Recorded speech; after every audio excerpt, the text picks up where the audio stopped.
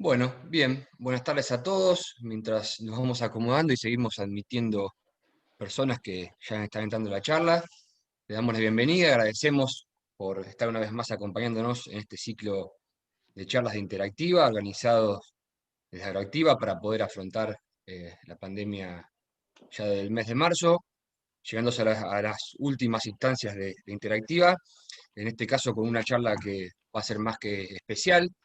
Pero para esto yo le voy a dar el paso al ingeniero agrónomo Daniel Valerio, quien es el coordinador del espacio de acción ganadera que tenemos dentro de la exposición, e invitarlos a que agenden del 27 al 30 de octubre una edición de Agroactiva virtual, ya que este año no vamos a poder estar de modo presencial, pero sí nos encontraremos y seremos el puente virtual entre la oferta y la demanda del sector allí en nuestra plataforma.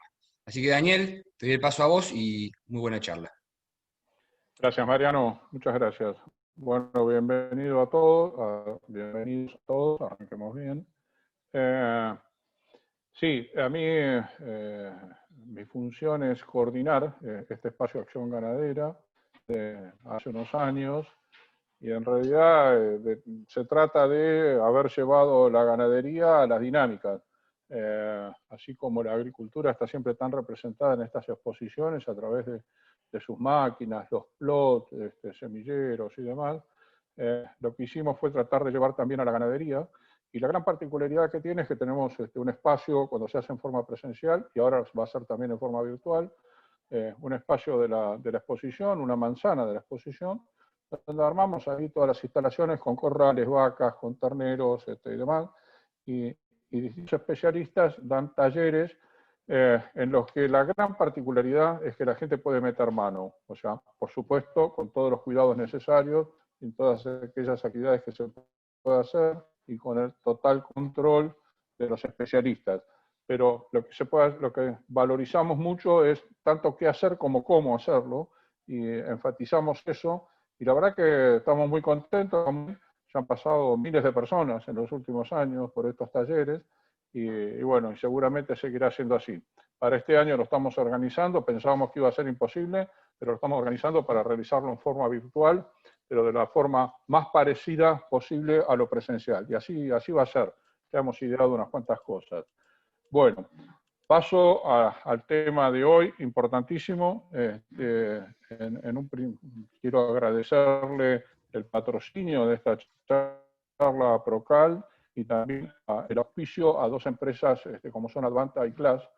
Y la verdad que es un gustazo presentar a dos especialistas que tienen, no sé, no solo gran conocimiento del tema, sino que tienen mucho camino recorrido, y que seguro que nos pueden dar una excelente charla. Ellos son Javier Zubizarreta, ingeniero agrónomo, y también Alejandro Lamanna, también ingeniero agrónomo. Javier denuncia ser casado con 3 hijos y 3 nietos, es ingeniero agrónomo con orientación en zootecnia, algo que hace un ratito charlábamos, hemos compartido. No sé cómo no nos reconocemos porque hemos sido compañeros de aula, pero bueno, igual somos que estamos iguales. Javier es asesor de empresas camberas, principalmente en el oeste de Buenos Aires, es miembro del Comité Científico Técnico de APA, es miembro de la Comisión Técnica de Manejo de Agua, Efluentes e Impacto Ambiental de APROCAL, ex asesor del CREA Lechero Trenquelauquen, del CREA Lechero Trenquelauquen 3, donde fue asesor por 25 años, es coordinador de la Mesa Técnica de Lechería de ACREA durante 10 años, es coordinador y jurado del concurso Forrajes Conservados de Mercoláctea por 9 años, y bueno, creo que esto lo muestra su conocimiento, su capacidad y demás. El ingeniero Alejandro Lamanna es uruguayo. Él tiene su título de grado de la Universidad de la República de Uruguay.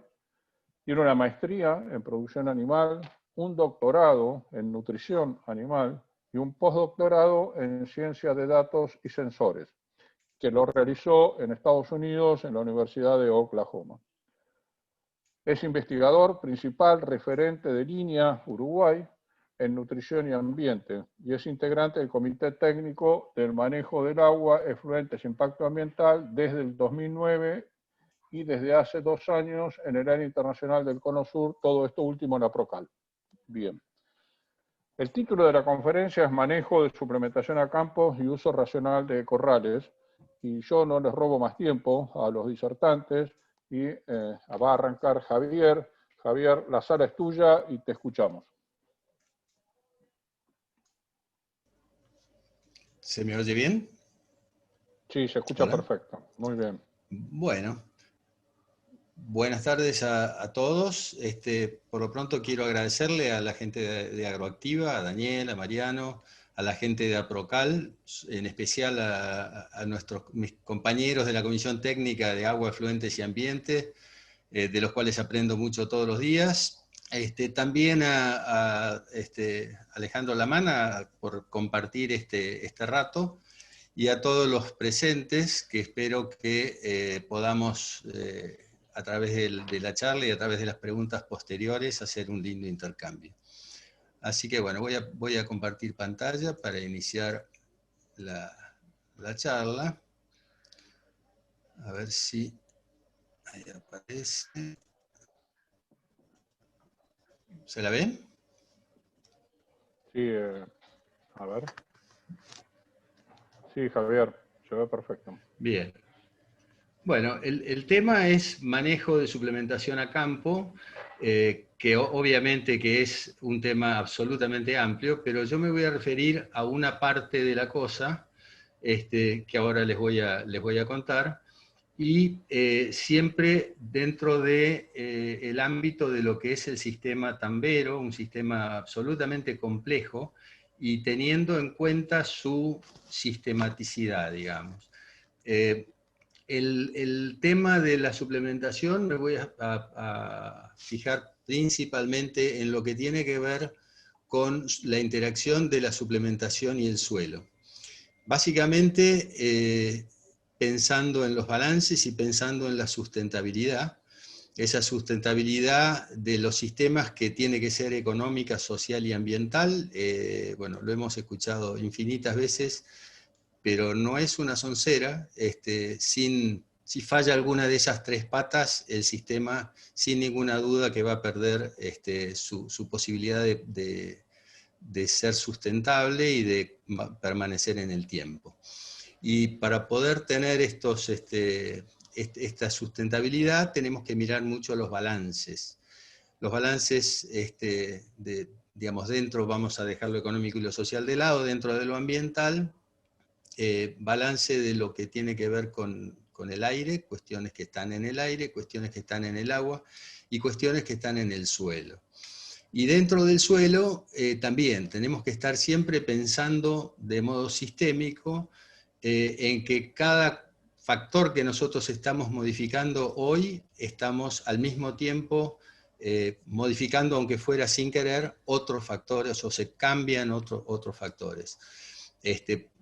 Por ejemplo, si estamos modificando la cantidad de suplemento en pastoreo, estamos disminuyendo la cantidad de suplemento, vamos a aumentar la necesidad de pasto y viceversa. Eso es lo que tiene que ver con la modificación de algún factor dentro del sistema en este momento. Pero además, cada vez que modificamos un factor en este momento, estamos alterando algo a futuro. Entonces, siempre que tomemos alguna decisión, debemos pensar qué es lo que está pasando en otras partes del sistema hoy y qué es lo que va a pasar en el corto, mediano y largo plazo con esa modificación que nosotros hayamos hecho. En el caso del agua, si nosotros pensamos en el balance, fíjense lo que puede llegar a pasar si no pensamos en el balance, que es algo que nos ha venido pasando en estos últimos años. Si nosotros hacemos rotaciones con cultivos que consumen 400 milímetros por año o 500 en una zona donde llueven 300, tenemos un balance positivo de 300 milímetros, que parece lindo al principio, pero después terminamos con la napa en la nariz o con inundaciones. Así que bueno, el balance de agua es un tema a considerar, el balance de materia orgánica, que también no es cuestión de buscar que sea positivo eternamente, porque también los excesos de materia orgánica en el suelo complican un montón en el manejo, en plagas, etcétera, etcétera. Pero lo que más normalmente tenemos, por lo menos en la zona donde yo trabajo, que es el oeste de la provincia de Buenos Aires, son déficit de materia orgánica. O sea que si nosotros en nuestro trabajo cotidiano podemos lograr que ese balance sea positivo, por lo menos por unos cuantos años, el balance de materia orgánica, vamos a ir mejorando las condiciones de ese sistema. Lo mismo el tema de los nutrientes. Tenemos que pensar que nuestros sistemas lecheros, a través de cada cosa que hagamos en el manejo, va modificando, sacando o poniendo nutrientes, nitrógeno, fósforo, potasio, azufre, etcétera, etcétera. Al fósforo lo marqué más fuerte porque vamos a detenernos un poquito más en él. Yendo al balance de los tambos como sistema, por un lado tenemos los ingresos. Esos ingresos son la compra, digamos, lo tomamos al sistema como un todo y tomamos la tranquera como el límite de ese sistema, y por la tranquera entran los alimentos que compramos, maíz, afrechillo, digamos, antes los sistemas eran mucho más sencillos, pero hoy en día estamos consumiendo maíz, afrechillo, pellets, spellers de soja, de girasol, semilla de algodón, heno de alfalfa, heno de pasturas, moho, avena, mucho de eso, casi todo se compra, algo de heno se produce, pero mucho se compra. Y cada cosa que se compra de eso viene con todos los nutrientes, todos los minerales que trae, y viene con la materia orgánica que traen. O sea que eso es un positivo en el sistema. La otra forma de ingresar nutrientes, por supuesto, que es a través de fertilizantes, pero les cuento que los lugares donde hace muchos años que venimos haciendo este trabajo, teniendo en cuenta la parte nutricional del suelo y tratando de distribuir lo mejor posible, en algunos casos ya, bueno, fósforo, ya hay muchos campos que ya no necesitan más fósforo, están con niveles altos, y en algunos casos tampoco necesitan fertilizar con nitrógeno los maíces. Así que, bueno, el tambo es realmente una herramienta interesante para mejorar los suelos. Y bueno, también, por supuesto, los otros ingresos, pero a los que no nos vamos a referir hoy, está la fijación biológica, por ejemplo, de nitrógeno, ya sea simbiótica o asimbiótica, azufre que puede venir a través del aire con las lluvias, etcétera, etcétera. En cuanto a las salidas de ese balance del sistema, lo que sale por la tranquera es los nutrientes que tiene la leche, los nutrientes que tiene toda la carne que se lleven las vacas de descarte, y la venta de vaquillonas cuando se venden vaquillonas, y de terneros. Y además hay otras salidas a través del aire y a través de la lixiviación, escurrimiento, eso depende de la lluvia, depende de la zona, depende del suelo, pero son potenciales pérdidas. Y por supuesto que también hay otra parte que no es ni pérdida ni ganancia, que es el reciclado que se hace a través de las heces y de la orina de las vacas, de lo que comen ahí, y parte lo devuelven. Si lo que no sale como leche y como carne, vuelve al suelo. También están los residuos de los forrajes y de los cultivos que se producen, es decir, tanto cuando se pastorea un verdeo de invierno o una alfalfa, hay parte de esas hojas y tallos y raíces que van muriendo y se reciclan, vuelven al suelo. Se generaron a partir del suelo y vuelven al suelo. Y después, por supuesto, y es un tema también interesante a considerar, los desperdicios fruto de la suplementación de esos silajes y henos que fueron producidos en el campo y que se desperdician en la suplementación. La verdad que el tema que hace muchos años que venimos trabajando y venimos con esta preocupación, en determinado momento empecé a hacer algunas cuentas con fósforo, que es lo más fácil porque no se volatiliza ni se lixivia fácil, y la verdad que en cada uno de los campos del CREA en su momento, ahora les voy a mostrar un poco, hicimos algún balance grosero y nos encontramos con datos numéricos de algo que veníamos sospechando. Y eso les recomiendo, los que tengan la posibilidad de un rato de ganas, sentarse con una calculadora y hacer algunos balances de fósforo de algunas situaciones, me parece que es muy bueno tenerlo en cuenta porque es una enorme oportunidad que tenemos, no solo con fósforo, sino que con el resto de los nutrientes, de tenerlos en el campo, y por supuesto tenemos que ver luego a partir de ese conocimiento qué es lo que vamos a hacer. Esto les explico rápidamente. Lo hice hace un montón de años, o sea, ya llevábamos varios años trabajando en esta suplementación a campo con comederos móviles, donde fuimos rotando por los potreros, y ahí, después de unos cuantos años, empezamos a tratar de medir, y campo por campo, del CREA, pudimos hacer una estimación en función de la producción de estos ejercicios, son del año 2002, 2003 y 2003-2004, sobre 12 empresas con bastante nivel de detalle, qué superficie tenía, qué producción en aquella época se pedía en grasa por hectárea, qué consumo de fósforo representaba esa producción de leche, la leche que salía de la tranquera, y los terneros y las vacas de descarte que salían, significaban entre 9 y 10 kilos de fósforo elemento saliendo por la tranquera por año. Acá están las magnitudes del afrechillo y del maíz, que son los dos alimentos que tomé. Se usaban algunos otros, pero los descarté porque eran secundarios. Hoy en día hay muchos más, digamos, si hoy lo hiciera, seguro que saldrían valores mucho más grandes, y además deberían participar de forma importante algunos otros ingredientes más. Y la cuenta que hice del aporte de fósforo del afrechillo, 1,15% de fósforo que tiene, y del maíz 0,29 de fósforo que tiene, y en este caso lo que hice fue calcular solamente el 70% de eso, pensando que el otro 30%, una estimación muy grosera, quedaba en el tambo, en los corrales del tambo y en las lagunas del tambo. Y el otro 70% realmente las vacas lo devolvían al campo, a través de la bosta, la orina y los residuos de esa suplementación.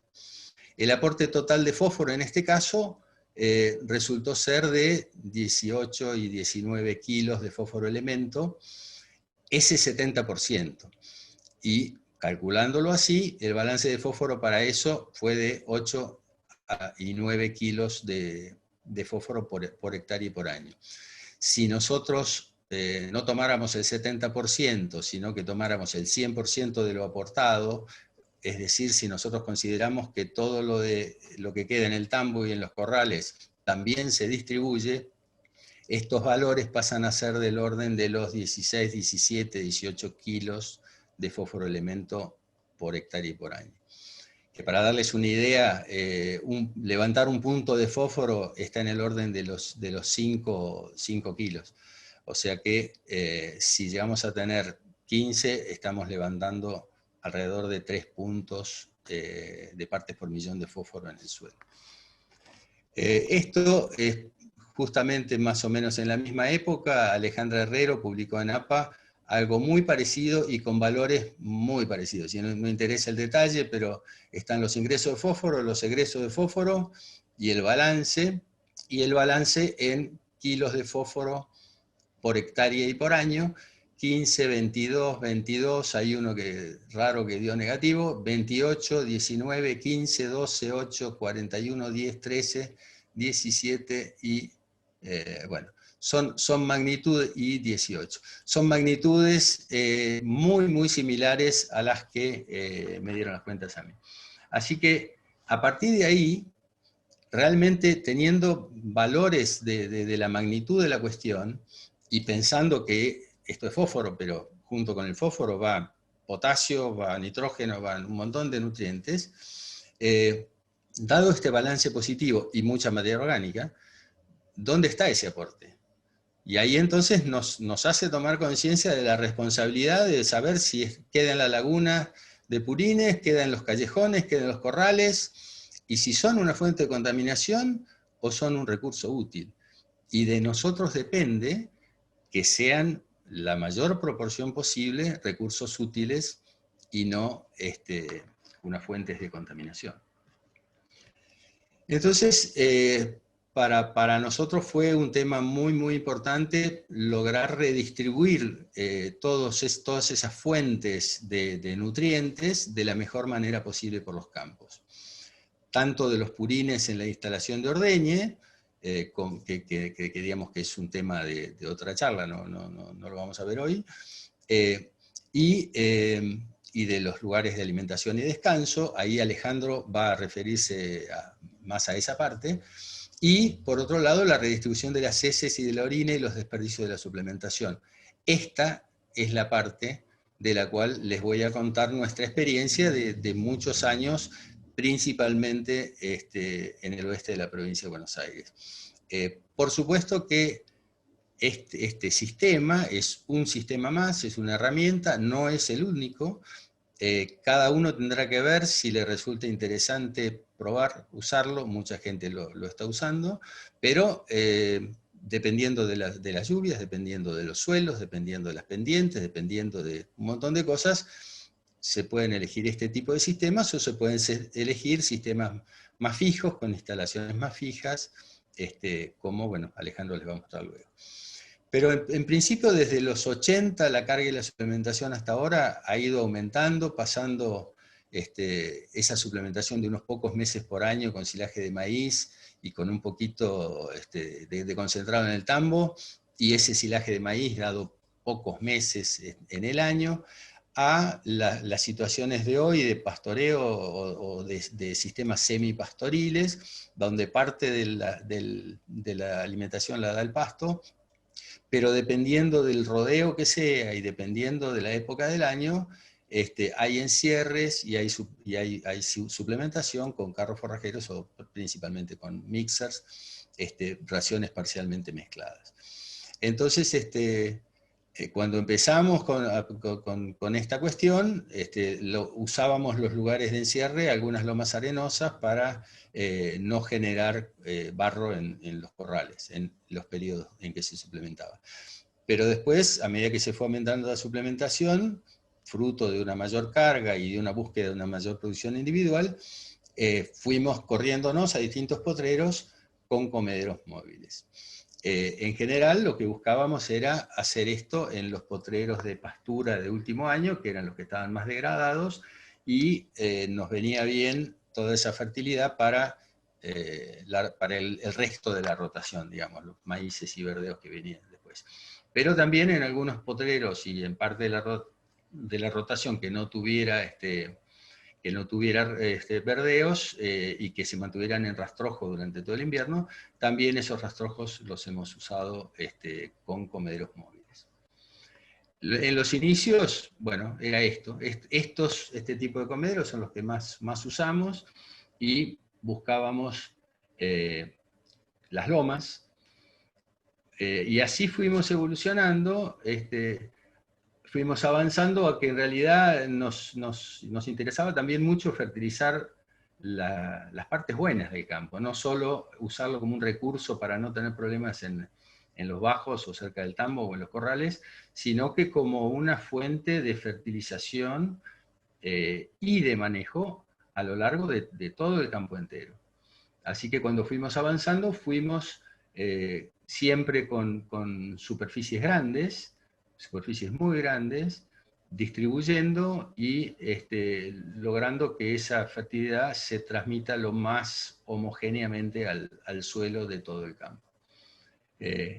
Con el correr del tiempo, bueno, ya son muchos los potreros que han pasado todo el potrero entero por estas situaciones.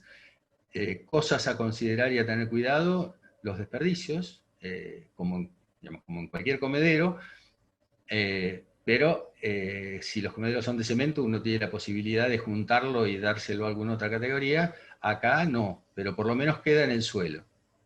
Entonces hay que trabajar, es uno de los aspectos a considerar, y el otro de los aspectos a considerar es la frecuencia del corrimiento, del movimiento de los comederos, de modo tal de que acá no se forme barro, porque si no estamos con un problema doble, digamos, de arruinar el suelo y de no trabajar a favor del confort de las vacas. Y acá podemos transformar una ventaja en un problema.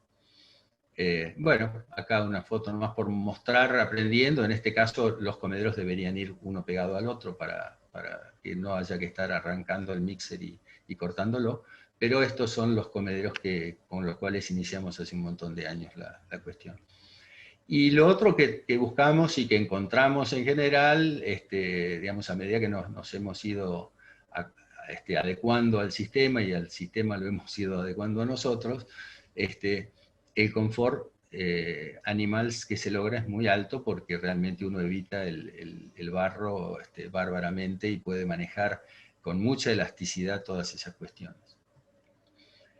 En el caso de los rastrojos, algo les había adelantado, también cuando a lo mejor se va de un maíz de silo a otro maíz de silo o algún otro cultivo de gruesa, durante el invierno esos rastrojos también muchas veces los usamos para poner los comederos, suplementando ahí, y los vamos corriendo.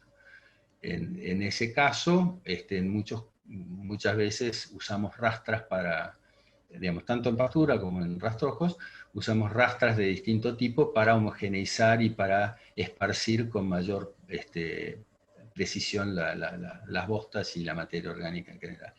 Esas rastras a veces son de rieles de ferrocarril, pedazos de rieles o de cadenas, o cada uno le va buscando la vuelta, o incluso rastra de dientes. Resultados.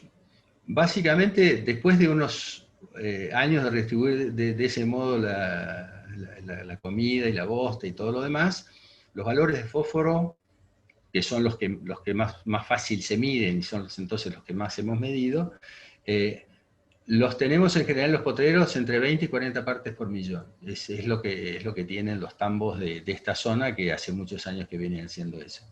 Y los vecinos que hacen agricultura y que no han repuesto el fósforo que han extraído, están en 8 a 10 partes por millón. Y bueno, proporcional a eso el resto de los nutrientes, y bueno, la materia orgánica ya es más variable. Esa mayor fertilidad entonces hay que tratar de distribuirla por todo el campo, no solamente en los potreros más cercanos. En general, en los potreros más cercanos se hace este trabajo con los rodeos de vacas de más altos requerimientos y que caminan menos, y en los potreros más lejanos se hace con las vacas secas y con las recrías. O sea, los potreros más lejanos normalmente se tienen, por supuesto, las vacas secas y las recrías, y además a esos potreros más lejanos es a donde se suele esparcir la bosta de los tambos, digamos, lo de las lagunas, etcétera, etcétera.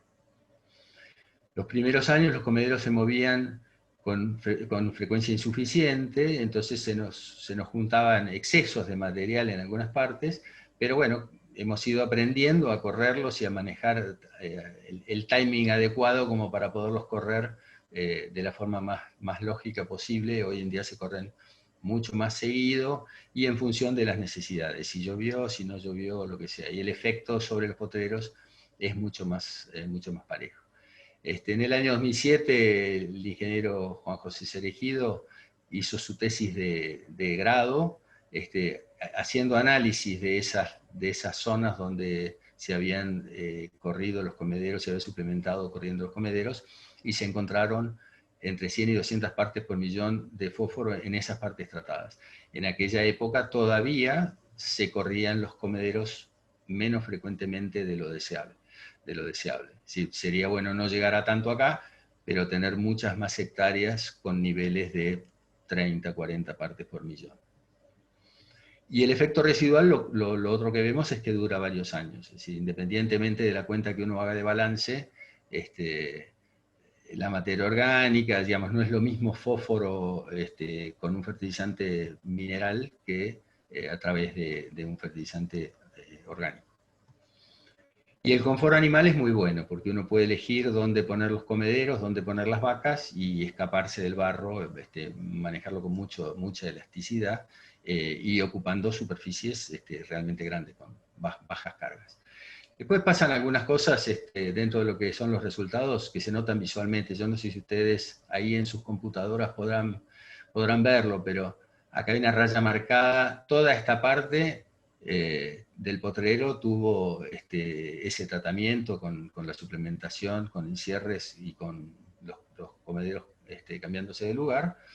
Y esta parte no, esto es la falta de fertilidad de estas lomas arenosas. Esto es la misma pastura que se ha ido ensuciando con roseta en la zona poco fértil. Y acá no hubo herbicida, no hubo nada más que el tratamiento de poner los comederos y que las vacas estén bosteando en toda esta zona y aportando su fertilidad.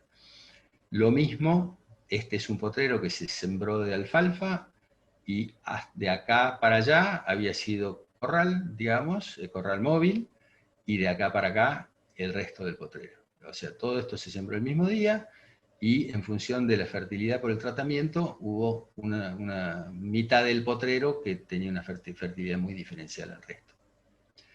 Esta es otra foto interesante porque esta es una loma arenosa de la zona de Trenquelauquen, que después de muchos años, digamos, varios ciclos de haber ido teniendo comederos móviles, se sembró un ryegrass que no era para esa loma y tuvo un rendimiento espectacular. También en los cultivos anuales se notan, como lo que recién les mostraba en el ryegrass, también en los maíces se nota una diferencia notable. Por supuesto es más notable cuando menos fértiles son los potreros, pero bueno, acá vemos, de acá para allá, había sufrido ese tratamiento, digamos, o había sido beneficiado por ese tratamiento, y de acá para acá es la situación general original. Esto es una imagen aérea de un potrero de último año, que durante todo el año se fueron corriendo los comederos, y después esto, salvo que se maneje mal, digamos, y se maneja de forma más o menos liviana, y se pasa una rastra cada tanto, después queda uniforme, después no se notan diferencias. Estos poteros habían tenido ese mismo tratamiento antes, y son poteros donde la fertilidad se nota por el color, y se nota muy uniforme. Los comederos que hemos ido usando a lo largo del tiempo, los clásicos de madera, que son los que más hay, y son los que usamos desde el principio, que son muy interesantes, son muy buenos, pero necesitan mantenimiento, y si la gente que los corre sin mucho cuidado, los golpean, los rompe, se rompen las patas, etcétera, etcétera. En estos últimos años estamos empezando a probar con muy buen resultado unos comederos de caño de petrolero y geomembrana de 2000 micrones, que por el momento están funcionando bien. Y después el resto, bueno, ahí el ingenio nuestro no tiene parangón, depende de lo que uno consiga, lo puede ir transformando. Acá es un caño de fibra de vidrio abajo y arriba tablas, estos son caños de metal y también suplementados para que tengan mayor capacidad, etcétera, etcétera. También en tambos a corral tenemos mucho menos experiencia, pero en tambos encerrados a corral, en algunos casos se prefiere usar una superficie amplia cercana y rotar los comederos en lugar de hacer instalaciones fijas de cemento. Y eso, de nuevo, no es que este tenga que ser el sistema. Cada uno tendrá que ver si le conviene hacer las instalaciones fijas de cemento o si le conviene poner comederos y moverlos en corrales grandes. En estos casos, teniendo el tema de los balances, por supuesto que donde hay corrales hay que prever una forma de juntar esa bosta para redistribuirla en el resto de los poteros del campo. Estas son un par de fotos de esos corrales en tambos encerrados completamente, y las marcas de los corrales que se van, de los comederos que se van moviendo, en la medida que se haga con criterio y se pase una rastra como para unificar, los corrales quedan bien, y después acá se pasa una hoja y se junta todo este residuo y se desparrama por el campo. Se desparrama por el campo con este tipo de esparcidoras. Si el volumen es chico será esta, si no será esta otra más grande, pero es fundamental tener en cuenta el tema de los equilibrios. También pensando en esa necesidad de redistribuir nutrientes, en algunos casos hacemos suplementación también en los poteros sin comederos. No es lo que más me gusta, no es lo que más nos gusta, pero en algunas circunstancias, con algunas categorías, consideramos que es mucho mejor eso que tenerlas encerradas en un lugar y suplementarlas poder usar potreros y bueno, dar abajo del alambrado. Volviendo al balance, no olvidarse, recién estuvimos hablando de la parte del suplemento, de la parte de la bosta, de la parte de la orina, de distribuir en el campo, pero no olvidarse de la parte del tambo, de la parte de las cavas, porque es ese 25-30% del total del balance que tenemos que distribuirlo por todo el campo. Y volviendo al balance, lo que no debe ocurrir, lo que no queremos ver, es este tipo de cosas que son el fruto de haber hecho rotaciones, o haber hecho cultivos, o haber hecho cosas sin haber pensado en el balance, en el suelo y en el equilibrio y en la sustentabilidad. Esto, por ejemplo, es acá en mi zona, una soja sobre girasol, en un potrero alto. Así que bueno, muchas gracias por su atención y espero que después en las preguntas vayamos redondeando las ideas. Muchas gracias.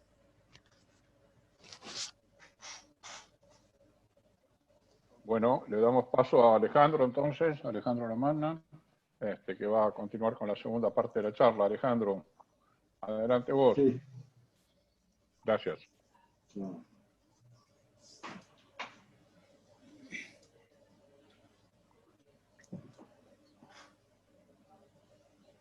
Bueno, hola para todos. Quería agradecer a Procal, a Agroactiva y a Acción Ganadera por la invitación a dar este webinar. La idea es complementarme con la muy buena charla que dio Javier y tratar de ver y pasar un poquito al uso de instalaciones para alimentar a las vacas. Ya empezar un poquito a pensar cuándo y por qué. Lo que voy a tratar de ir poniendo es cuándo considerar nuevas instalaciones, qué tipo de instalaciones podríamos estar considerando y ir a las consideraciones finales. ¿Cuándo considero nuevas instalaciones? Debería de ser cuando tengo ya varias cosas solucionadas, entre ellos un buen manejo nutritivo y sanitario del rodeo. Si todavía no tengo eso, no tengo las vacas llevadas a un buen estado nutritivo y no tengo una buena producción, no vale la pena a veces meternos en hacer instalaciones que tienen un costo, que nos van a aumentar el costo fijo y que llevan a una inversión importante. También deberíamos tener una correcta utilización de la pastura y un buen ajuste de carga, o sea que realmente cuando empezamos y vale la pena pasarse un poco de ese ajuste de carga o ajustamos la carga a la primavera, que es el momento donde tenemos mayor producción y el resto del año, entonces podemos estar pensando en nuevas instalaciones. Y cuando existe una planificación que queremos ir a un sistema definido, hacia el cual se quiere evolucionar, el grado de identificación, o quiero decidir o decido que en mi empresa me voy a dedicar un poco más a la agricultura, pero voy a mantener la misma cantidad de vacas, por lo tanto voy a estar intensificando en el área la cantidad de vacas que tengo. Entonces, eso por un lado, o muchas veces podemos llegar cuando tenemos problemas que requieren ser solucionados, como cuando tengo una muy alta carga por hectárea, y el área en la cual se está suplementando actualmente se hacen barriales por los excesos de humedad, y eso impide un adecuado manejo y su alimentación. Entonces se nos empiezan a entrar las vacas, empezamos a tener problemas. Algo que en Uruguay y en algunas partes de Argentina sucede, suelos muy arcillosos, donde la acumulación del agua lleva a que se armen esos barriales y realmente las vacas tienden a desfondar los potreros. Y eso puede llevar a tener problemas de lixiviación, percolación o escurrimiento de nutrientes y tener contaminación. Entonces, cuando vamos a pensar una estructura, lo debemos pensar y diseñar con instalaciones con múltiples fines. El barro, y también aprovechar, si vamos a hacer alguna estructura, pensar también en el estrés térmico que sufren nuestras vacas. Ensayos nuestros nos llevan a que Estamos perdiendo en verano, en vacas recién paridas, de 32, 33 litros, en el entorno de los 5 litros diarios, y en vacas de lactancia avanzada estamos perdiendo en el entorno de 1,5 litros. Entonces, tratar de unir los dos, y además esos veranos, para todos los lecheros, los veranos llovedores, si tenemos barro y calor, son la tormenta perfecta para liquidar las vacas con mastitis y con problemas de producción. Cuando buscamos cuando buscamos hacer instalaciones, lo que estamos buscando es alimentar ganado de forma adecuada y eficiente, y mantener, pero por sobre todo mejorar la eficiencia global y la rentabilidad. También buscar minimizar el estrés del ganado y del trabajador. Hay que tener en cuenta que muchas encuestas que se han realizado, uno de los problemas que más determina o que cansa al operario rural y al tambero es el barro. Eso ha salido en varias encuestas, tanto en Argentina como en Uruguay, y es todo un tema el tener que trabajar en el barro. Entonces, tener un lugar donde las vacas puedan acceder, reduzcamos ese barro, y además durante esos días no romper los caminos los días de lluvia, porque también tenemos una inversión importante en los sistemas pastoriles para que las vacas se desplacen a los potreros a comer. Y por supuesto, en las instalaciones buscar reducir el estrés calórico y proteger el medio ambiente. ¿Cuál es la relación entre el descanso y la producción de leche? Es muy importante que la vaca tenga un lugar claro y que pueda descansar en un lugar cómodo, higiénico y seco. Y la relación es que las vacas lo que nos da es, por cada hora más de descanso, es 1,6 kg más de leche que nos va a producir. Tengo que pensar que una vaca recién parida tiene que descansar al menos entre 9 y 11 horas, si podemos un poco más, pero entonces tenemos que ajustar muy bien la alimentación y tenemos que darle ese lugar para que la vaca en realidad esté echada. Además, cuando la vaca está echada, el flujo a la ubre sanguíneo, que es el que lleva los nutrientes para formar esa leche, hace que aumente en el entorno de un 30% ese flujo. Y eso lleva a una mayor producción de leche. El contenido que tengo para la charla va a ser cuándo considerar nuevas instalaciones, que fue lo que vimos, qué tipo de instalaciones y consideraciones finales. Cuando estamos hablando al principio, las áreas para dar de comer, voy a hablar primero del potrero sacrificio, que al revés del manejo que hacía Javier de correr los comederos, muchas veces por diversas razones, porque nos queda al lado del tambo y porque pasamos a tener lo que llamamos nosotros potrero sacrificio, un potrero que sacrificamos, y donde las vacas van los días de mucha lluvia o las traemos de noche para que estén cerca del tambo, y cuando ordeñamos en la madrugada no salir, le ponemos silo o comida, un TMR, y por lo general son sitios, si es posible, sitios bien drenados, pero son una potencial fuente de contaminación, y en días de lluvias muy seguidos, principalmente en Uruguay, se nos produce barro y junto con esto todo el tema de mastitis. El potrero sacrificio es esa suplementación a campo pero fija, solo en un lugar, sin movimiento de los comederos, y principalmente lo que nosotros acá llamamos nocheros.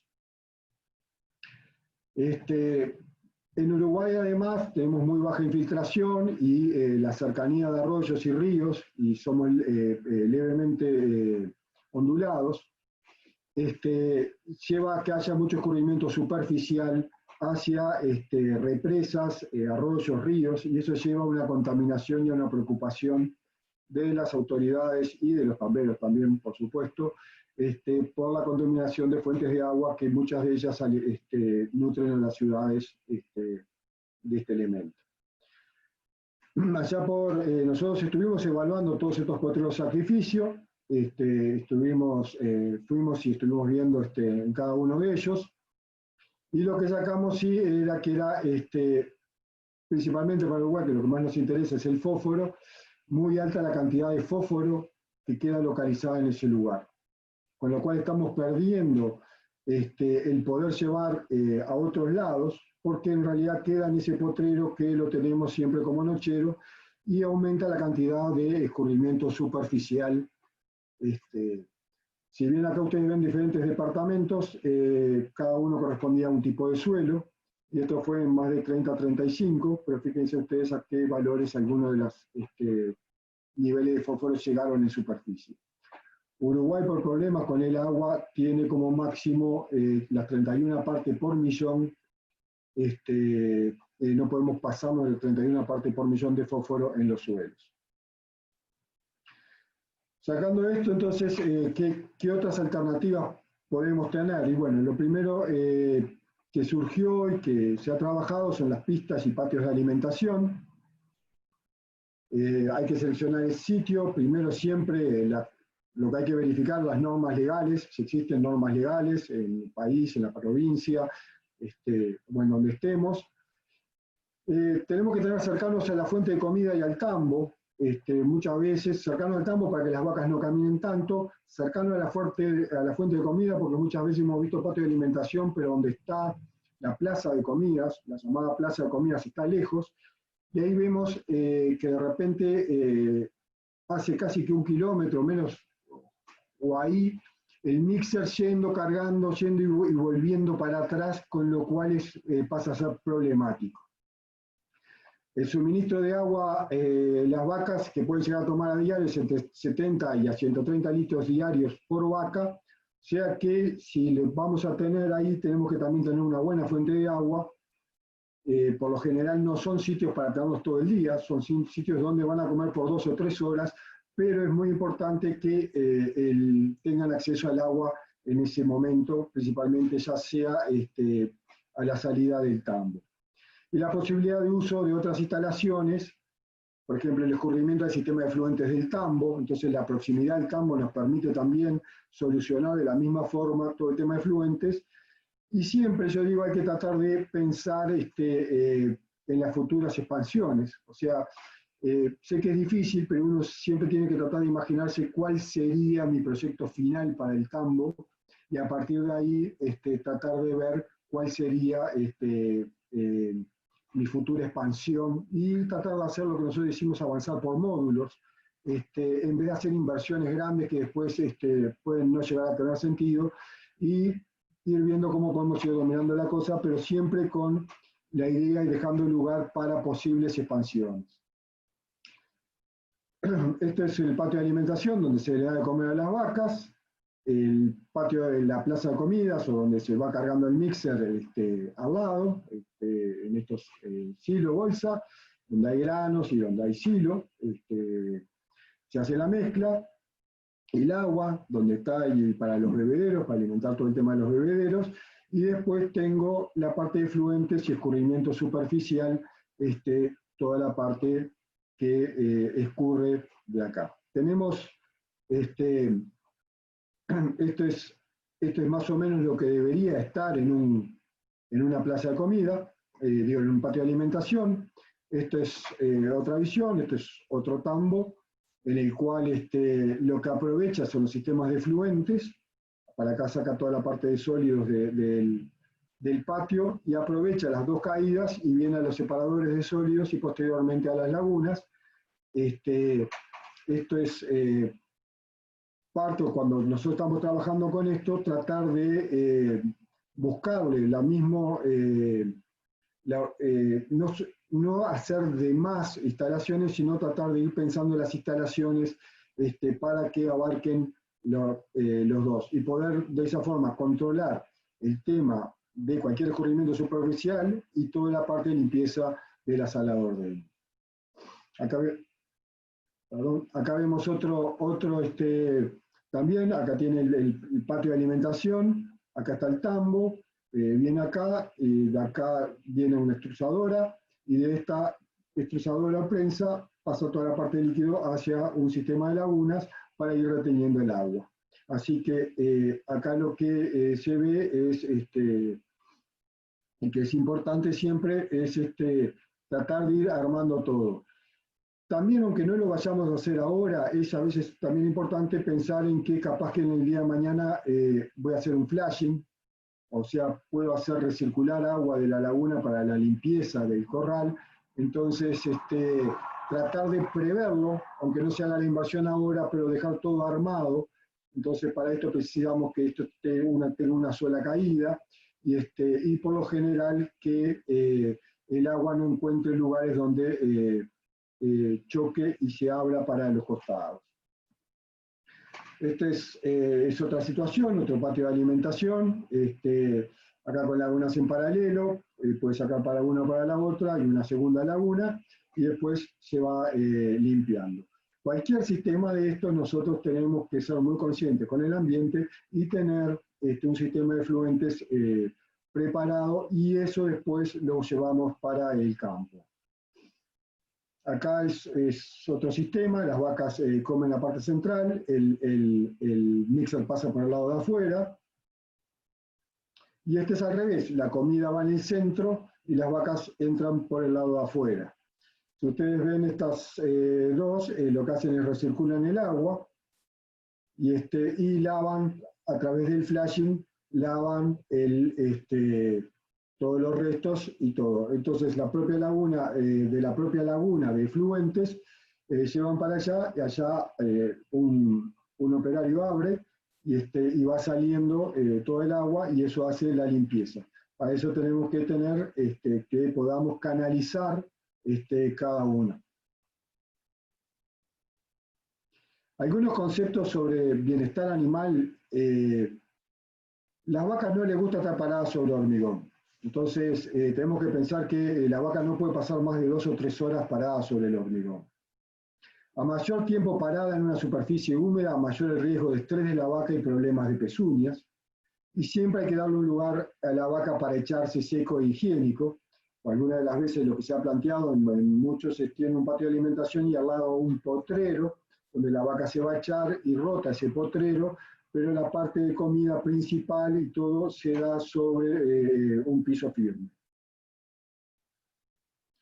Las caídas del patio van de 0,3 a 3, 4 es aceptable, pero principalmente que haya un poco de caída, pero que no sea grande.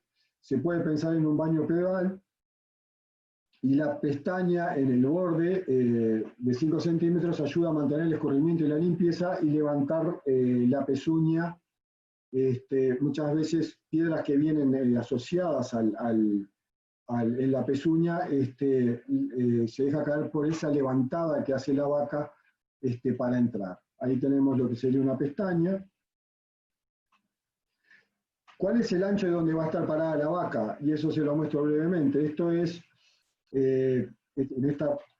acá está el comedero, ¿verdad? Y acá tiene 3 metros. Pero fíjense ustedes en este detalle, ¿dónde están las vacas paradas? Están todas fuera de la vereda. ¿Y eso qué hace? Eso lleva a que se descalce todo este cemento y lleva a que tengamos problemas después de mantenimiento, porque si no se nos empieza a descalzar todo esto y nos empieza a traer problemas para la mantención. Entonces es muy importante en todo esto que acá sí importa las medidas, todas estas cosas para tener éxito. Y esto es del mismo productor, pero ya habiendo aprendido lo que le había pasado en el anterior, llegó a 4 metros y ya las vacas ya caminan por el firme y nos evitan tanto ese descalce. Por eso es a veces muy importante tener en cuenta y tener bien las medidas. Si miramos y quisiéramos las vacas para los dos lados, estamos hablando de entre 4,5 metros desde el comedero, porque la vaca más o menos ocupa en el entorno de 200, y después para que circulen por los dos lados pesamos entre 1 y 2,400. Entonces, entre 4,5 metros y 4,800 metros. El tema es que muchas veces estamos con la plata justa y no queremos gastar de más y le buscamos y decimos, vamos a hacerlo menos ancho. Esto, pero dice el ingeniero, pero yo voy con menos ancho. Y en realidad al final lo terminamos pagando peor por todo lo que nos lleva todo ese tema de mantenimiento.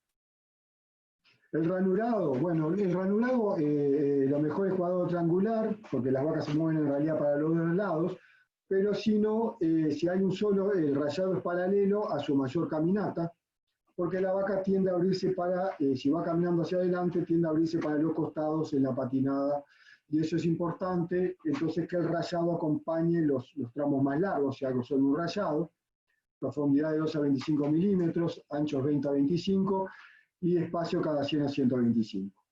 En Uruguay, para el ranurado, nos cobran, terminan el cemento y nos cobran. Esta foto yo la saqué de internet y muestra cómo haciéndolo con el cemento y hace ese ranurado prácticamente con el cemento fresco, hacen ese ranurado sin ningún problema y a un costo mucho menor, por supuesto, ¿no? Los comederos y el frente, cuando es pensado por pocas horas, todas las vacas tienen que comer, ¿no? Porque si salen del tambo y van a comer por 2 horas, el frente ofrecido debe ser de al menos 70 u 80 centímetros, que es lo ideal, si después se van para la pastura, pudiendo llegar a 1 metro cuando estamos hablando ya de vacas que son más de estabulación que de pastoreo, esas vacas de 650, 700 kilos, o cuando hay mucha vaquillona, lo ideal sería darles 1 metro. Si es a voluntad todo el día, se puede reducir y pensar en 45 centímetros, porque las vacas están teniendo acceso, entonces al no comer todas al mismo tiempo. Los comederos, la altura externa 50 centímetros, y recuerden que el piso del comedero sobre el pie de la vaca tiene que estar elevado 10 a 15 centímetros, que es más o menos la altura que la vaca le queda cómoda y es la altura que la vaca pastorea. El ancho total de aproximadamente es 1 metro, nosotros lo que recomendamos es 1 metro, eso permite la entrada bien de los dos. Acá vemos un patio de alimentación, pero vemos un comedero menos ancho, y fíjense ustedes cómo las vacas intercalan. Si yo mido los metros que tengo lineales por vaca, tengo un lote de metros, pero en realidad al no ser ancho, las vacas comparten. Si les hago un acercamiento de eso, ustedes ven que entre una vaca entra, pero van quedando espacios entre las vacas. Por eso el 1 metro nos permite que realmente sea lineal de los dos lados, el ancho, y si lo tengo menos, solo entre una cabeza de la vaca y la otra se tiene que poner al costado. Entonces, en ese tipo de cosas a veces es bastante importante, principalmente si le damos de los dos lados, que sea en el entorno de 1 metro el ancho para hacerlo. Y esto es lo que va asociado a todos estos sistemas, la cantidad de estiércol que uno va produciendo. Y estas son palas flexibles, y estos a mí me gusta porque son como los productores ven y hacen, hoy le llaman economía circular, recirculan lo que son las cubiertas viejas de los tractores, y hacen sus propias palas, y me gusta mostrar esto a veces porque también resulta de algo posible para a veces los gastos, y más que esas palas van rozando y van teniendo un desgaste. Corrales de tierra y dry lots, si bien no hay muchos en Uruguay, se calculan en el entorno de 60 metros cuadrados por animal, y si en realidad va muy asociado a qué piso tengo. Si yo no tengo un buen piso y el piso no es fuerte, lo que tengo es, me voy a 90, 120, casi que al doble. Entonces, en ese sentido me complica. Y igual que un feedlot, el tema constructivo, si lo voy a hacer, hay que hacerlo bien, y hay que remover el horizonte A, y hay que hacer una compactación con pata de cabra, como le llamamos en Uruguay. En realidad, cuando estamos armando los corrales, lo que precisamos es que esté bien compactado, porque la vaca no tiene que enterrarse. Y posteriormente, muchas veces le dejamos un lugar, acá un espacio suficiente, para que la vaca venga a comer, circule por atrás y vuelva para con las mismas características que hoy hablaba, por eso puse un poquito más de énfasis, con las mismas características que hoy hablaba para el patio de alimentación. Esto ya es prácticamente estabulación completa, hay que tener muy bien los números, o puede ser que lo tenga más chico y tenga esto, pero mantener esto de repente me puede servir algún otro sistema alternativo, pero yo sé que en muchas provincias argentinas existe este tema.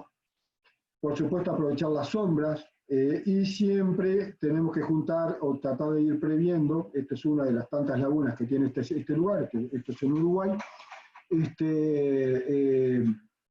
toda la parte de escurrimiento, que no es poco porque las superficies son grandes, estamos hablando de en torno de 60 metros cuadrados por animal, un tambo grande para juntar todo ese escurrimiento y lleva una cantidad importante de capacidad para tener. Esto sí, esto es en Córdoba, pero acá es un poco lo que decía Javier, si bien todavía no han llegado las vacas, no habían llegado las vacas al tambo, estos son los comederos, acá está la sombra, acá está la aguada, siempre tratar de que los comederos, si los puedo correr o no, no estén pegados, que la vaca tenga un trayecto entre uno y otro, principalmente para que no, si tengo el agua y la comida al lado, queda mucho tiempo ahí y le hacen más presión sobre ese lugar y tengo problemas sobre el piso. Siempre es mejor tenerlos separados. El tema ahora de las camas calientes o compost van han empezado a surgir mucho en Uruguay. Hay en todos lados, hay por supuesto en Argentina muchísimo, en Paraguay, en Chile. Son corrales donde se calcula de 9 a 15 metros cuadrados por animal. Tienen que tener buena ventilación. En realidad lo que el ganado queda ahí, se hace un compost con viruta, serrín, cáscara de arroz, maní o fardo picado. No todos los materiales, acá es lo mismo con compost, no todos los materiales sirven. Por ejemplo, la paja de trigo y la paja de cebada, las dos son relativamente celosas, entonces no tienden a absorber tan bien. Otro de los temas es en el uso del aserrín. A veces puede ser que estemos consiguiendo un aserrín que viene de madera verde y que eso tenga una alta cantidad de humedad.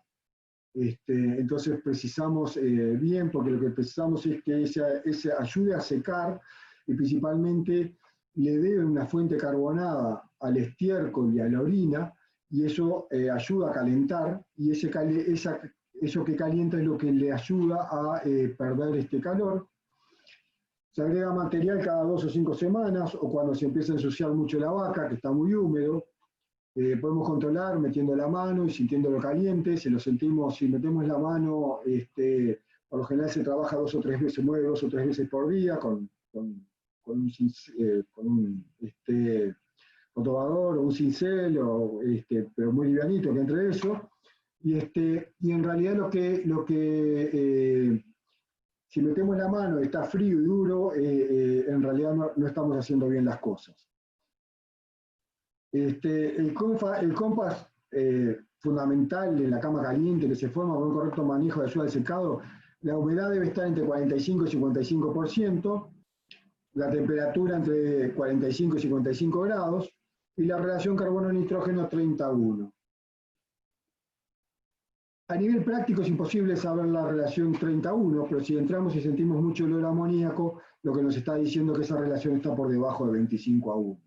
Entonces, de alguna manera nosotros podemos darnos cuenta que nos está faltando un poco más de carbono. Pero la razón mejor para darnos cuenta es que va a estar más húmedo, porque la orina y las heces lo están haciendo más húmedo.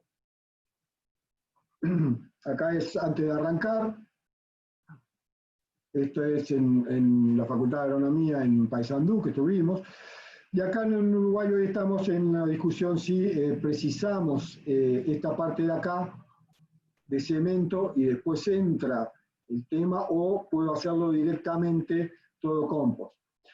Todo lo que es sobre el comedero, la vaca cuando come por lo general tiende, y enseguida que comió tiende a defecar, entonces se junta una gran cantidad acá.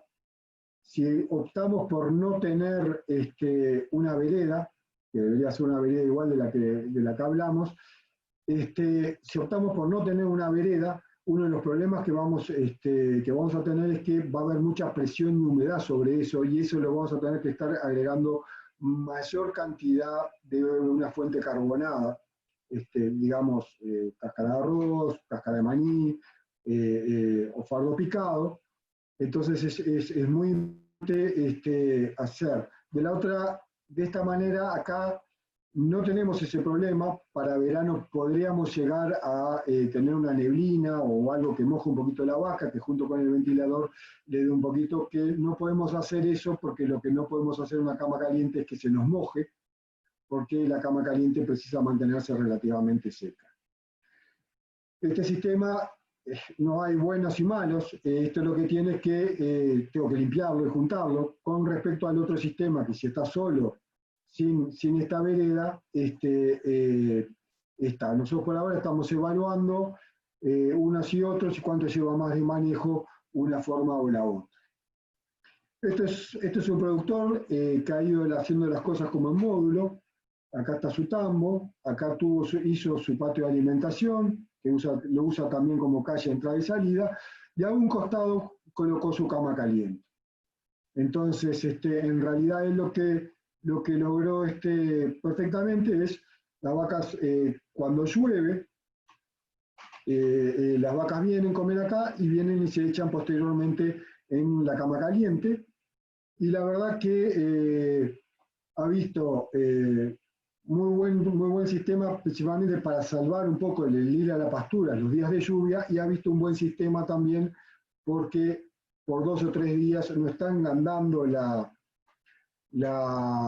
no están dando sobre el camino y rompiendo todo esto.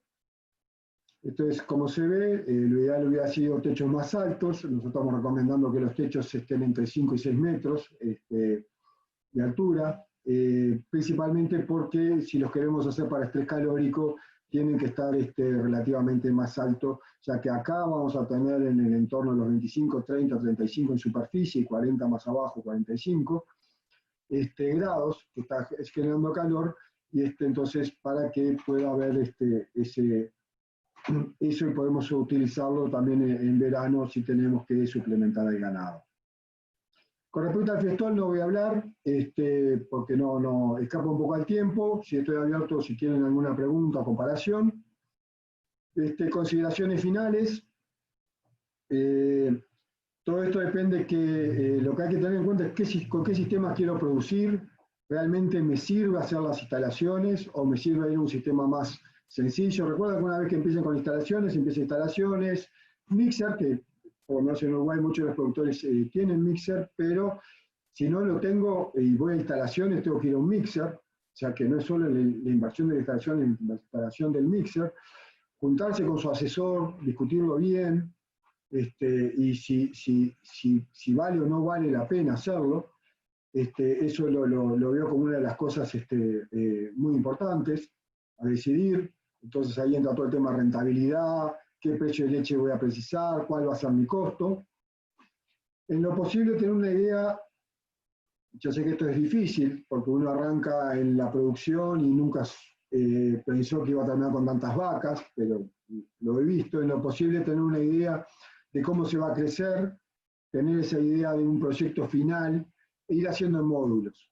No tirarnos a hacer toda una inversión muy grande y sí saber que me queda enganchado diferentes módulos, por decirlo de alguna manera, para seguir agrandando. Entonces tratar de que si lo planificarlo en algún lado donde tengo lugar para seguir ampliando si tuviera que hacerlo o si quisiera hacerlo. Piensen que todo esto tiene que estar basado en rentabilidad, trabajo. El trabajo cambia, pero trabaja en condiciones más secas, pero son condiciones más intensivas. Y también vayan pensando que se nos viene, en los tiempos que vienen, se nos viene mucho el tema de la automatización. Los tambos tienen muchas tareas rutinarias y vamos a tener la posibilidad de que muchas de esas tareas rutinarias logren automatizarse, puertas selectoras, en fin, muchas cosas que nos pueden estar ayudando y disminuyendo el trajín y el trabajo diario. El tamaño del rodeo y cuánto camina cuenta también, muchas veces, porque si tengo un rodeo muy grande, de 1000 vacas, si no tengo crecimiento de pasturas muy importantes, y las vacas me tienen que caminar arriba de 2 kilómetros para llegar a la pastura a diario, entre que va y viene y eso, también, y eso significa caminería. Y recuerden que donde pisaron, tengo un tambo de 300, 400 vacas, donde pisó la vaca 399, la que viene atrás la 400, pasaron 399 vacas antes, y eso sobre los caminos se siente, y en temas de lluvia aún más. Y el tema del bienestar animal, siempre teniendo en cuenta que cualquier cosa que hagamos, el bienestar animal, no solo porque nos lo pide la sociedad, porque es importante, no solo porque queremos que el animal esté bien, que también es muy importante, sino porque además el animal es muy noble y nos lo paga produciendo más leche. Y siempre termino con que la pastura sigue teniendo importancia, aunque nos vayamos a sistemas estabulados, por un tema de todo el tema de secuestro de carbono, de mantener la salud del suelo, no solo agregando todas las partes, como mostraba muy bien Javier, no solo agregando toda la parte de residuos orgánicos, sino que además propiamente una pastura con leguminosas que ayuda a fijar nitrógeno y aumenta la materia orgánica del suelo. Y con esto, muchas gracias. Muy bien, Alejandro y Javier, muchas gracias. Nos hemos pasado un poco bastante con el tiempo, pero valió la pena. Así que les propongo que pasemos a las preguntas. Y antes quiero dejarles en muy pocos segundos un mensaje que ya estoy compartiendo de APROCAL, que alguien me diga si lo están viendo, por favor. Y bueno, contarles que APROCAL es una entidad civil, sin fines de lucro. Creo que nadie está viendo nada. No se ve, ¿eh? No, te vemos se a ve, vos. por eso. A ver, un segundo, disculpen por querer hacer rápido. Y ya vamos.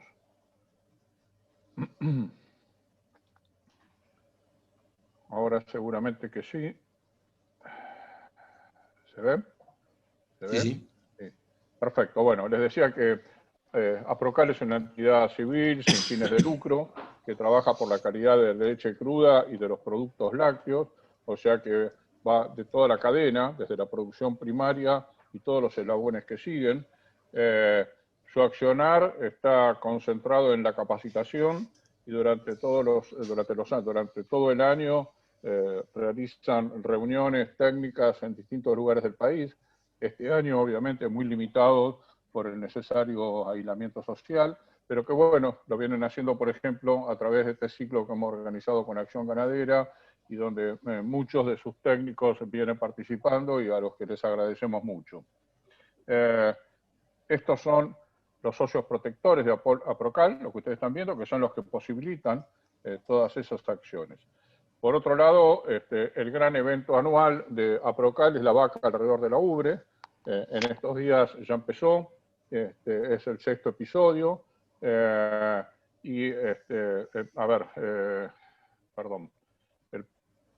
hemos tenido alguna charla y ahora la segunda es la que se realiza el martes que viene, el 1 de septiembre a las 6 de la tarde, es sobre genómica y nutrición. Y como ahí están viendo, estará a cargo de los veterinarios Fernando Di Croce y Juan Testa. El evento La vaca alrededor de la ubre es gratuito y es solidario, o sea que todos pueden, a través de conectarse por Instagram, Facebook, con APROCAL, podrán encontrar la forma de hacer su donación en litros de leche, y esa donación va a Santiago del Estero, a una organización que se llama Presente Escuelas Rurales, y por cada donación que realizan los asistentes a la vaca alrededor de la ubre, a su vez APROCAL hace otra donación semejante, agrega. Muy bien. Vamos a las preguntas, si les parece bien. Y, a ver, vamos a dejar de compartir esto. Tenemos varias preguntas que fueron llegando. La primera fue de Alejandra Herrero, a quien le agradecemos que esté participando. Alejandra fue disertante, precisamente también por una de las comisiones, representando a una de las comisiones de APROCAL hace pocos días. Y ella pregunta si tienen información de tiempo de corrimiento, si eso depende del suelo o de la estación. Sí, ¿qué tal, Alejandra? No sé si se me escucha. Sí, perfecto. Bien. Eso, por supuesto, depende del suelo, depende del clima, pero yo te diría que al principio, cuando se movían demasiado poco, se movían alrededor de una vez por semana, y hoy en día estamos conformes con un corrimiento cada 2 o 3 días. Pero bueno, hay algunas veces que tiene que ser todos los días por alguna circunstancia puntual, pero normalmente con 2 o 3 días la cosa se mantiene muy bien. Bien. Alex Paniagua comenta, dice, dan prioridad en la distribución de materiales hacia las partes altas o lomas de las fincas. Creo que a esto te referiste vos, Javier. Sí, algo conté, pero puedo profundizar un poco. Digamos, los primeros años sí, nos dedicábamos más a esa cantidad de desperdicio y de heces que no era demasiado grande, porque las cargas de los tambos en esa época eran de alrededor de 0,8, 0,9 vacas por hectárea, y hoy están más cerca de 2 vacas por hectárea, con lo cual, si bien hubo una mayor producción, ha venido habiendo una mayor producción de forrajes en los campos, buena parte de ese aumento de carga se sostiene con una mayor suplementación. Entonces, más vacas comiendo más cada una generan una cantidad de alimento y una cantidad de desperdicio y una cantidad de heces mucho más importante, con lo cual hoy lo que estamos haciendo es directamente desparramar todo eso y manejar los comederos de esa manera por todo el campo. Lo que está lejos de las caminatas se hace con vacas secas o recría, y lo que está más cerca se hace con vacas en ordeña. Pero básicamente los sistemas que manejamos acá en la zona suelen tener un rodeo de frescas que está permanentemente encerrado bastante cerca, y en ese corral grande se mueven los comederos. Los rodeos, y tener 2 o 3 rodeos más, los de cabeza están generalmente mediodía encerrados y mediodía con suplemento, y mediodía pastoreando, y los rodeos de cola suelen estar pastoreando con un poquito de suplementación a la pasada o algo por el estilo. Pero bueno, eso va cambiando, depende de la época y depende del sistema que tenga cada uno. Muy bien, Javier. Bueno, acá hay una pregunta de Mario Sirven. Bueno, precisamente Mario fue quien inició este ciclo de charlas junto con la Procal, él dio la primera. También todos saben que fue el primer presidente que tuvo a Procal, y yo cada vez que lo tengo que presentar digo que mi orgullo es que seamos muy amigos. Así que bueno, voy a su comentario. Primero te saluda, dice Javier, un gusto escucharte. Y después viene la pregunta, dice, ¿cuál es la precipitación anual ahora en Trenquelauquen? ¿No estamos yendo a un ciclo seco como el de hace varios años? ¿Qué tal, Mario? Un gusto, qué suerte que estuviste acá con nosotros, que estás con nosotros. Mirá, en Trenquelauquen la lluvia es, como en muchos lados, muy variable. Digamos, toda esta cuestión del cambio climático, una de las características que yo creo más importantes, más que las magnitudes, es la variabilidad. Entonces hemos tenido el año pasado, si no me equivoco, alrededor de 500, fue muy seco, y sobre todo una primavera muy seca, recién llovió en diciembre, y después encima hubo un otoño seco. Pero los valores, yo te diría, promedio de los últimos años anda en el orden de los 800 milímetros, 800 y algo de milímetros. Pero ya te digo, con variaciones muy grandes. Por eso los sistemas tienen que ser sumamente flexibles. Muy bien. Alex Paniagua vuelve a preguntar y dice, ¿qué daño genera un exceso de fósforo en el suelo? Y ese exceso, ¿cuánto puede tardar en liberarse si cambiamos el potrero sacrificio? Sí, no. En realidad el fósforo, como en cantidad y para las plantas, está muy lejos de afectarse. El tema es que queda disponible, empieza a haber disponibilidad y empieza a pasar hacia, por escurrimiento superficial, hacia arroyos y ríos. Por lo general, en casi todos lados, el fósforo es el elemento con respecto al nitrógeno que está en menor cantidad dentro de los arroyos y los ríos. Eso lleva a lo que se llama eutrofización, o sea, un crecimiento desmedido de algas. Eso lo que produce es que el agua como parezca como podrida, con grandes problemas, y además lleva a que esas algas creen también, que fue lo que pasó en Uruguay, a la ciudad de Montevideo, que tiene casi que la mitad de los habitantes, le da un gusto al agua y puede crear toxinas para eso. Por eso nosotros tenemos esa cantidad. Y después, con respecto a la pregunta de cómo puedo bajar el fósforo, y la única forma sería, en esos casos, tener cultivos y retirar de esa chacra para bajar el fósforo. Si no tuviera ningún problema de ese escurrimiento superficial, sí hemos encontrado que el fósforo, que siempre lo tuvimos como algo que no se movía en el perfil, en grandes cantidades lo hemos empezado a encontrar más abajo, pero todavía no lo hemos encontrado en nuestras napas y en agua. Pero sí es un tema a considerar. Lo mejor es tener lo mejor balanceado dentro del establecimiento y no tener esos excesos. El fósforo por lo general aparece, que viene el estiércol, aparece unos años, el primer año no está todo disponible, y es como que después va dando, de esa disponibilidad lo va dando en diferentes años. Para tener una idea, entre el 40 y 50% puede llegar a estar disponible el primer año, y después la 20 o 30% posteriores, lo que por lo general se ha visto. Muy bien, Alejandro. Bueno, acá Alejandro Herrero vuelve a participar haciendo un comentario. Dice, muy buenas fotos ambos. Es como un viaje, especialmente ahora que estamos encerrados. Mucha razón. Por otro lado, creo que esto vale para todos. Juan Manuel Recinos nos manda un mensaje donde dice, agradezco si pueden enviarme luego el link donde puedo volver a estudiar esta excelente charla. Da su correo, pero aprovechamos para comentarle a todos que todos van a recibir en sus correos la charla. Mariano Rossi, de Agroactiva, creo que lo comentó al principio, lo repetimos, todos lo van a recibir, y esta charla queda en los canales de YouTube de Agroactiva y también de Acción Ganadera. Bien, a ver. Mireya Peña Godoy dice, excelente charla, muchas gracias. Quisiera saber si la suben a alguna plataforma. Bueno, acaba de entrar y yo lo estaba comentando recién. Soy estudiante de zootecnia en la Universidad Nacional de Loma de Zamora. Esta charla nos fue recomendada, así lo comenta. Bueno, muchas gracias, Mireya. Y, a ver, tengo 3 preguntas más. Si ustedes pueden, les queda un poquito de tiempo, si las pueden llegar a responder.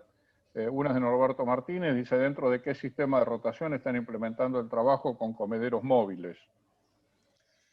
Sí, digamos, hay una rotación que es la más o menos clásica en nuestra zona y que se repite en algunas otras, que son pasturas de 4 años o un poquito menos de 4 años, se suelen sembrar en marzo o en abril y se suelen quemar en diciembre de 3 y 3/4 años, y a eso le siguen normalmente un verde de invierno, un maíz de silo, otro verde de invierno, otro maíz de silo y vuelven a pastura. Es decir, son rotaciones de 6 años, 4 de pastura y 2 de cultivos. Perfecto. Otra de Juan Ignacio Cabrera, ¿cuáles son los puntos débiles del sistema? Pregunta. Los puntos débiles del sistema son que debe ser manejado, digamos, es decir, que no se atiende solo, hay que correr los comederos y hay que saber cuándo correrlos, hay que irse adaptando, y los comederos, por lo menos los gruesos, vamos aprendiendo día a día desde hace más de 30 años, pero los comederos de madera, si no se los cuida, si no se los trata con cuidado, se rompen, y si se los trata con cuidado también se rompen mucho menos, pero se rompen. Así que el mantenimiento de los comederos es un tema también. Sí, básicamente esas son las 2 precauciones más importantes. Muy bien. La tercera, en realidad no es una pregunta, es un comentario, y con esto creo que estaríamos cerrando, es de Melina Podversic, que dice, gracias por exponer nuevamente el material, muy buena la charla y sus aportes. Javier y Alejandro, muchísimas gracias. Para nosotros en este ciclo es muy bueno tener especialistas del nivel de ustedes, así que en nombre de todos los que asistieron a la charla, yo les agradezco que lo hayan hecho. Y bueno, gracias a todos los que participaron. Lo dejo a Mariano Rossi, jefe de prensa agroactiva, para que haga el cierre final. Gracias a todos. Gracias a vos. Bien, Daniel, Alejandro, Javier, gracias por esta muy buena charla. Gracias a todos ustedes también por haber participado, por habernos acompañado. Les reitero a todos que vamos a estar de manera virtual este año en Agroactiva, del 27 al 30 de octubre. Agenden esa fecha. Y bueno, sin más, un nuevo agradecimiento y que tengan todos muy buen fin de semana. Hasta luego. Chao, gracias. Luego.